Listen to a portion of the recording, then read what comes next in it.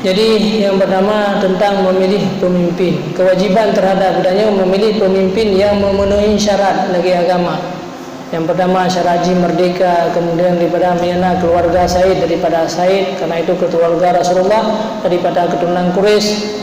Kemudian dengan syarat-syarat yang hana khianat, agam pemimpinnya, sehat jasmani dan rohaniah, menyena pemimpin yang sip syarat, maka wajib pilih yang sip syarat. Cuman kadang-kadang 5 orang pemimpin, 5 orang sip syarat, maka tak pilih yang lebih sip, yang lebih sesuai syarat lagi hamba menolak adil. Jadi menyana pemimpin yang adil dan yang hana adil, wajib dia pilih yang adil. Menyana yang adil dan yang hana adil, wajib pilih yang adil. Oh, yang adil mandua, tak ulang cara lain, atau mandua hana adil yang disikharah oleh so yang lebih good manduanya apa yang rajin manduanya hana pada pilih, maka boleh tak pilih dah yang galak karena mandua hana adil. Jadi yang dasar wajib dia memilih pemimpin. Pemimpin yang tak pilihnya adalah pemimpin yang memenuhi syarat. Di antara syarat adalah adil. Apabila hana adil, menyafiro adil, firo hana adil, nya wajib pilih yang adil.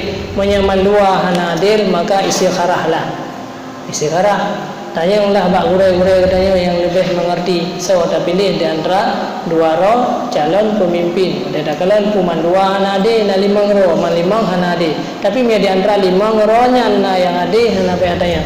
Pilihlah orang-orang yang adil. Kemudian apa hukumnya uang dari sabu-sabu? Dia kata maklumi bahwa itu merupakan uang-uang yang haram.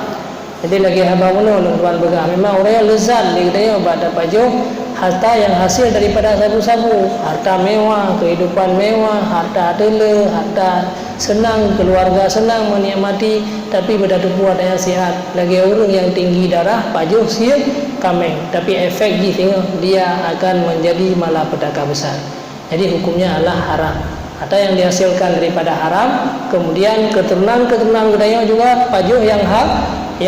Kullu lahmin nabata minal haram fannaru aula bih. Maka neraka jahanam. Maksudnya apa azab yang diberikan kepada penegak tersebut? Fannaru aula bih.